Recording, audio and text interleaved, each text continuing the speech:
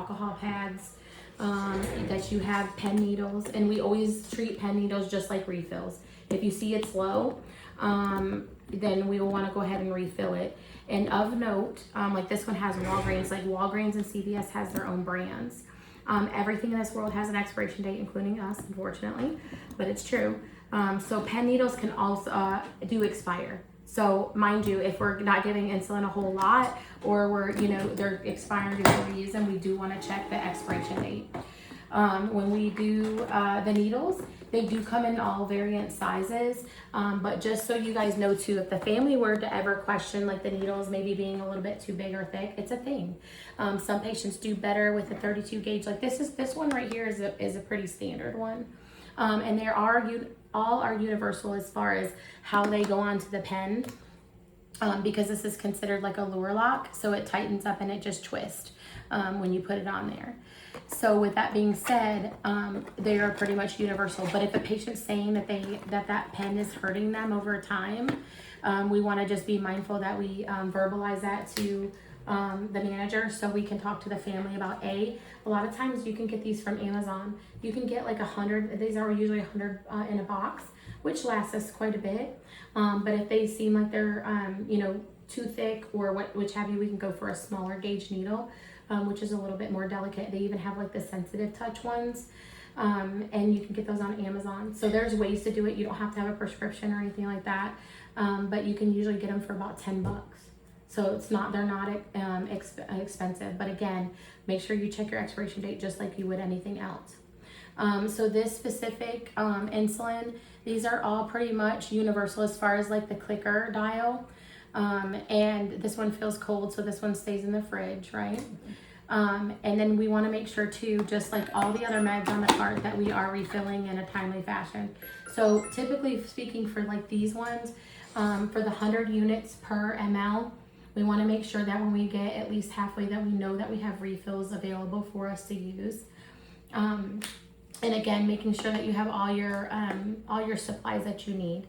I will say one of the most important things too, when we do clean with alcohol, when we're ready, don't wave or blow. Some patients like to wave or blow. Well, that kind of defeats the purpose of having a clean surface. So just tell them, let's let it air dry for just a minute, and then we go in for the shot.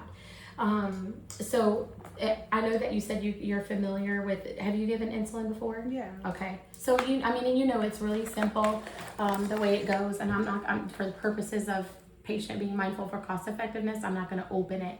But as you know, these just peel back, right? So this little thing peels back and it opens up the top of that. Easy peasy. Goes on there and screws right on there. That yellow piece is the tip to cover up the needle. Obviously, for safety reasons, you will undo the needle. I never am ready for my patient until I'm got it cleaned, we're ready to go. Then I'll do the needle, partly put the needle on and be ready to go. Because you're exposing the needle and you could poke yourself with it. And listen, it happens. Sticks happens. You can even look it up on the internet. It'll show you. It happens to the best of us. Before administration and after, it can happen. So note to self, just be ready, clean your site and be ready to go. And also remember, when you are finished with the injection, you want to make sure that you're not recapping it like we talked about. We want to make sure that we're close to the sharps container to dispose of it. Okay. You could actually do it to where you can put this back on top. It's not going to sit all the way because, mind you, it's got the needle on there just for safety from walking from point A to point B. Okay. With that being said, when you are giving the insulin, they always say some people have a misconception of exactly where the subcutaneous needle goes, but I always remember the belly button center, anywhere from 8 inches over you can go. Some people even go closer to like what we call the love handles, less sensory and less room for bruising. But we do know that when we do deliver the insulin that we want to rotate the site. So if we know of Alice, I think, doesn't Alice ask you which side? So there may be a narrative like a box there if you'd like to too, or even on y'all's end of day report when you're putting in the computer, you can go ahead and put what site you did that morning. So that way we can rotate just for the sake of the patient's skin. A lot of our patients that unfortunately are insulin dependent have other issues too, right? Kidneys, blood, or cardiac. which means that they're on blood thinners. So something of such a little thing can be so big because we're bruising the patient. So rotating the site is effective. If you do see that there's any kind of hard nodule or something coming about, let Julie know, so that way we can report it to the nurse practitioner or the healthcare provider right away. Sometimes what happens when we stick in the same place, over time you get a little scar tissue there and the kids start to become painful. But the beauty of the pens now, like, cause I'm back in the nursing days where these never existed, and I'm sad to know that they're here now, but happy for y'all. Because we used to have to draw it up and do all the things, and that was just a hectic thing. But these needles are so tiny, we usually don't have any issues. If you do see that the site's bleeding, I usually just grab another alcohol pad and just graze the surface of it. If you do want to cover it, you can. I typically say leave it open to air, just because the bleeding should not continue, and if it does, we have a problem. We report it. Okay. Any questions so far? If we do happen to stick ourselves, what do we do? That's a good question. So you'll be wearing gloves, right? Because we administer anything topically or injectable, we have to wear gloves. And if you do stick yourself, whether it's before or after, the first thing you're gonna do, obviously deglove, right? And we're going straight to the bathroom to wash our hands. They say do not scrub. Do not scrub your hands, because that just creates more environment for it to thrive. No milking, because some people want to, like, oh my gosh, if it went inside me, like, milk it. In this case, even if it was after the injection, number one, you just went in with another patient's tissues and cells, and you went into your own. If you milk it, it's going to be worse for you, because our body's natural process is to protect it, and you're really just opening up that area just more. So the best thing to do, warm soapy water, just like we do regularly, traditionally washing hands, 30 to 45 seconds. Washing your hands really good, and pat dry. That's it. If you were to stick yourself after the patients, you would need to notify Julie, and then there is a process. And the first thing we do is we are mandatory reporters, because we are a licensed facility. We have to tell on ourselves. Sounds crazy, but you know what? I'd rather tell on ourselves than get in a pickle. I will say that this is a very huge liability to have in the place of, that's why we have to have our delegation to say, hey, you feel confident, you know the general idea of administration and how to do it safely, and what to do if it goes wrong. But that's a good question. Yep. So hand wash, pat dry, don't milk or scrub. Okay. I want to say, did they give, for any patient that may not have parameters, meaning when they teach us in nursing school to give this, we always say we want to see the seam on the grits and the butter on the top. Like, we want to see that there's a snack in front of them, because it is long acting. It may not drop the sugar too fast, but over the next hour or two, when you give this, it go and drop. So if the patient's not eating, we need to talk about it for the healthcare provider so they can write parameters. Knowing that if you I know that our new patient has like a Dexcom where you scan it and it shows you the blood sugar. So usually they say, rule of thumb, depending on the patient's diabetic status, type 1, type 2, you would then use that parameter to know how much, or if you're going to hold that medicine or not. Just like you would a blood pressure medicine. We're not going to give a patient a blood pressure medicine if they're at 110, because we may drop them in a sense where they may become dizzy or be a fall precaution. So in this case, same thing.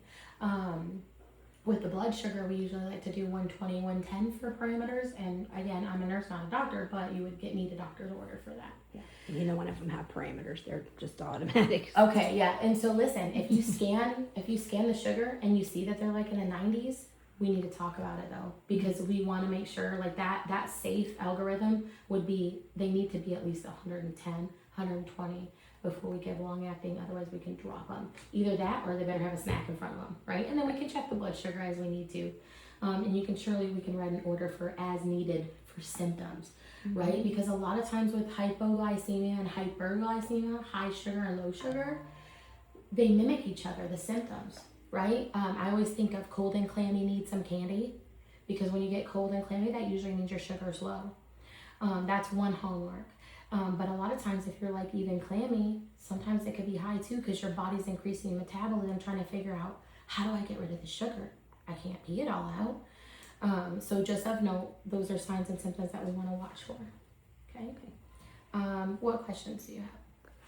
I think you covered it. Do you want to You want to walk through just like demo, Yeah. like you're giving So, it to so like, somebody? you know, obviously we're gonna do our med check, and so part of our delegation too is what we wanna ask for is we have the right patient, right drug, right dose. We're double checking, because a lot of times, sometimes what happens too with diabetic patients, their blood sugar could fluctuate. The nurse practitioner or healthcare provider could come in and change the order on you, and hey, look, if it's not written down here and somebody's telling you something different, we have to talk to Julie and say, hey, we got a problem. So obviously checking your order is always going to be first step. And then we're going to get all our stuff prepped and ready. Make sure you got your alcohol pads. And say I want to go on this side, I would document that side too. Circular motion for the alcohol pad. Wait for it to dry, and you can pinch the skin a little bit. Some people are a little bit more fluffy than others, but just a nice little pinch is good. And just a swift one in, and then make sure you click it, because your clicker, and I'll show you how to use a clicker.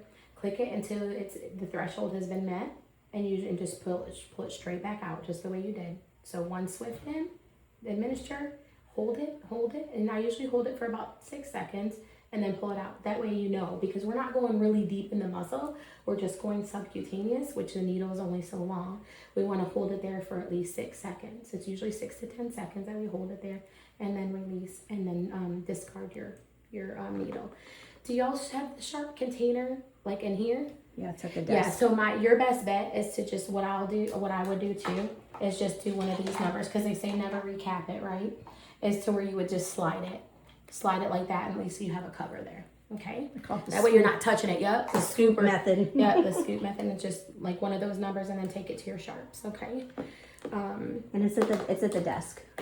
the sharps container. Yep. Okay. Like he has his Lancets for his blood sugar too, that they do the same thing. Oh, good. Okay. So And his gets tested. The gentleman gets tested. Okay, whereas the other one, our other patient has and- this guy. yeah. And listen, there's times where like we're scanning, we may scan her arm, and sometimes it may be too high to where it can't read.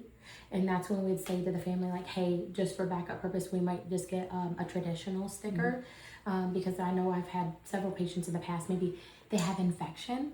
Infection can cause that blood sugar to rise, because again, increased metabolism for your body trying to figure out what's going on with it, whether it's got an organism floating around in your kidneys or your lungs. Hence infection, increased metabolism can cause your sugar to rise. Or sometimes what happens if we're monitoring symptoms, like for a hospice patient has a yucky upper respiratory infection, we want to give them a steroid pack, like a Medrol dose pack. Guess what's happening? That blood sugar spikes up. So when we really think about it, it could happen, right? So when in doubt, rule it out. We would be able to stick our patient if this is not going to work. Of note, for the glucometer, do you guys feel pretty good about the glucometer? It's so easy. You don't need a lot of blood, and I try to always tell everybody, don't milk the finger. There's no reason to. Just dangle it down. Dangle it down, give it a minute. And I always say, when you go to poke a patient, don't go in the center, go off to the sides. Because number one, the pads of your finger, it hurts. I was a diabetic once in my life for several years, and it wasn't fun. So when you go on the outside, less sensory. And it allows that blood to kind of draw better. And with the alcohol pad, when you do wipe it, no blowing or waving, because you're like, that defeated the purpose once again. And then just make sure it's dry, poke it on the side, and just get you enough blood for the tester to read. Plain and simple.